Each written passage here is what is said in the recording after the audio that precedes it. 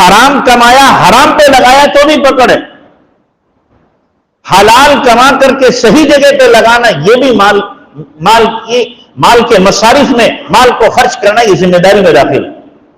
تو منگنی کا تصور اللہ کے نبی کے زمانے میں تو نہیں تھا۔ منگنی کیسی ہوتی تھی بتاؤں اللہ کے نبی کے زمانے میں؟ آپ نے سنا ہوگا سعد اسود، ایک صحابی سعد اسود اللہ کے نبی علیہ السلام کی خدمت میں حاضر ہوئے، بڑے غمگین اداس۔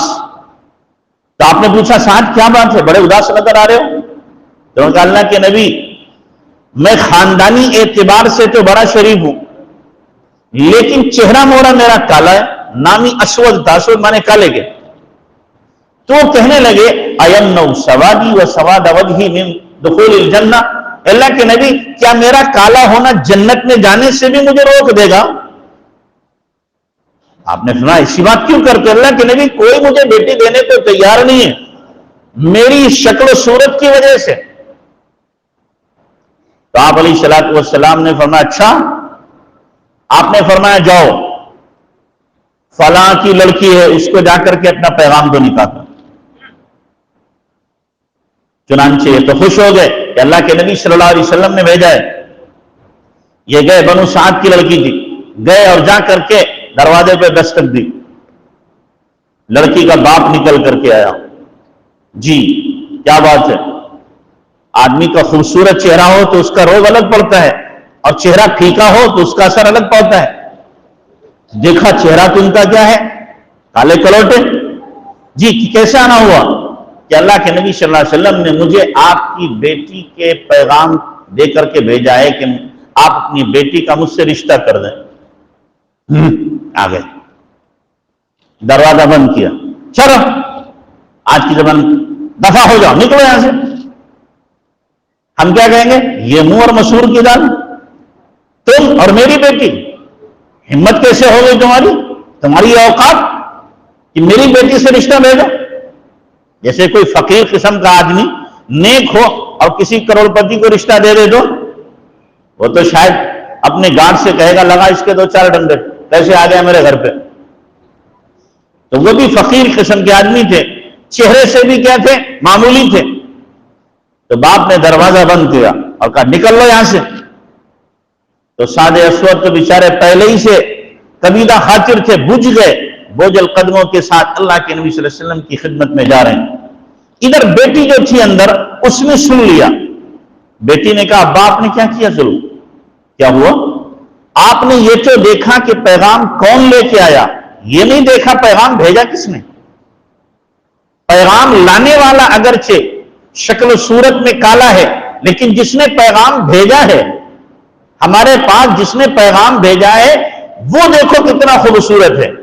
ہمیں اس پیغام کی قدر ہے، پیغام لانے والے کی نہیں۔ پیغام کی قدر ہے کہ پیغام بھیجا کس نے ہے، محمد رسول اللہ صلی اللہ علیہ وسلم نے۔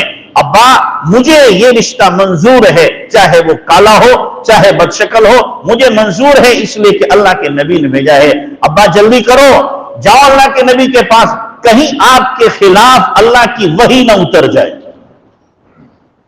باپ بھاگے بھاگے پہنچے، تب تک سعد اسود نے سارا قصہ سنا دیا، جا کر کے قصہ سنا دیا کہ میرے ساتھ یہ ہوا۔ جیسے ہی باپ پہنچے، اللہ کے نبی نے دیکھا، فرمایا انت الذی رددت رسولی، اوہو تم ہو کہ تم نے میرے پیغام بھیجنے والے کو رد کر دیا، ریجیکٹ کر دیا تم نے۔ ہاتھ جوڑی، اللہ کے نبی معاف کر دیجیے، غلطی ہو گئی مجھ سے، میں اپنی بیٹی سے اجازت لے کے آیا، میری بیٹی نے مجھے بھیجا ہے، مجھے رشتہ منظور ہے، مجھے رشتہ منظور ہے، معافی مانگ لی۔ یہ منگنی ہوئی، یہ کیا ہو گئی؟ منگنی۔ اللہ کے نبی نے سعد سے پوچھا سعد یہ تو بتاؤ تمہارے پاس کچھ بیوی کے ساتھ زندگی گزارنے کے لیے ہے بھی؟ اللہ کے نبی فقیر آدمی، قلاش، میرے پاس پلے کچھ بھی نہیں۔ اچھا آپ نے اچھا جاؤ عبد الرحمن کے پاس میں، عثمان غنی کے پاس میں، طلحہ کے پاس میں، فلاں کے پاس میں، اور ان سے کہنا اللہ کے نبی نے بھیجا ہے، شادی کرنا ہے، تعاون کرو۔ یہ گئے، کسی نے 100 کسی نے 200، ان کے پاس تقریباً 600 درہم آ گئے، 600 درہم۔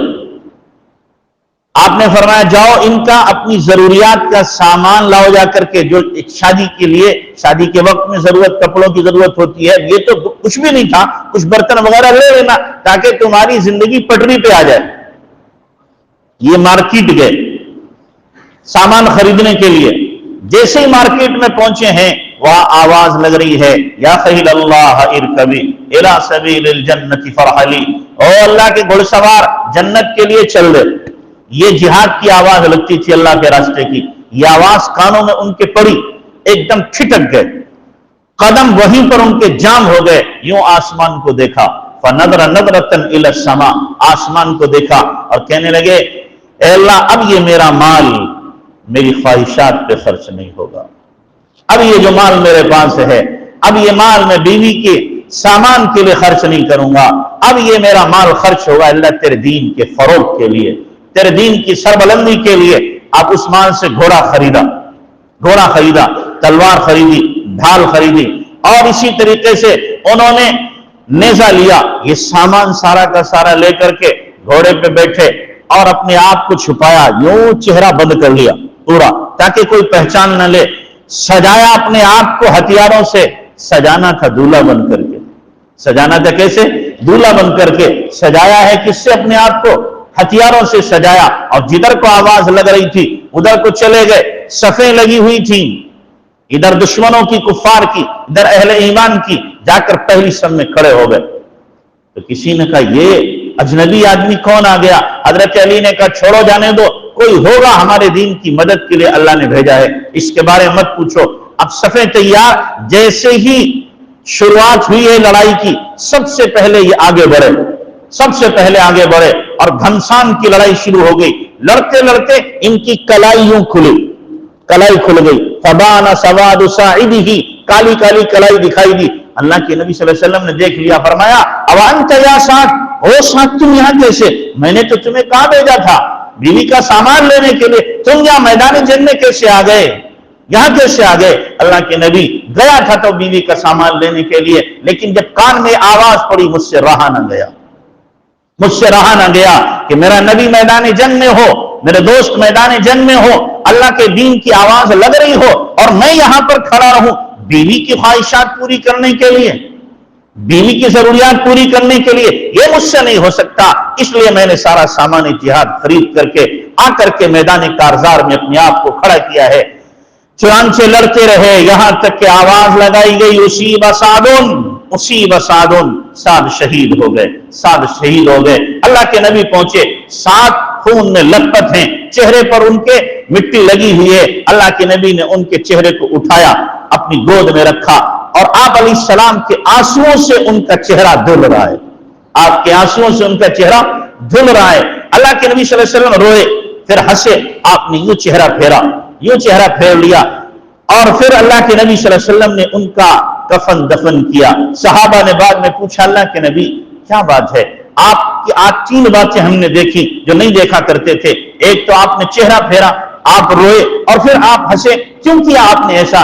فرمایا میں نے چہرہ تو اس لیے پھیرا کہ جب سعد کی روح پرواز کر رہی تھی، عین اسی وقت میں سعد کی جنت کی حوریں دوڑتی ہوئی اس کی طرف آ رہی تھی اور ان کی پنڈلیوں کا کپڑا اٹھ رہا تھا، میں نے چہرہ پھیر لیا، یہ سعد کی بیویاں ہیں، میں نہیں دیکھ سکتا، اور رویا سعد کی جدائی پر، اس کے جذبات پر کہ اس نے کتنی بڑی قربانی دی ہے، کہاں پہلی رات بیوی کے ساتھ گزارنے کی، اور کہاں یہ آ کر کے میدان کارزار میں اپنے آپ کو خون و خاک میں اپنے آپ کو ڈال رہا ہے، کتنی بڑی قربانی ہے۔ اس پر میں رویا، اس کے جذبات کے قربان کرنے پر ہنسا، اس کے مقام کو دیکھ کر جو اللہ تعالیٰ نے جنت میں اس کو مقام دیا ہے۔ پھر آپ نے فرمایا جاؤ ان کی بیٹی کو خبر کر دو، وہب کی بیٹی کو خبر کر دو کہ اللہ نے سعد کی شادی وہب کی بیٹی سے زیادہ حسین حوروں سے کر دی ہے۔ یہ ایک کیا تھی؟ منگنی تھی، کیا تھی؟ ایک یہ منگنی تھی، اور آج منگنیاں ہوتی ہیں ماشاءاللہ، منگنی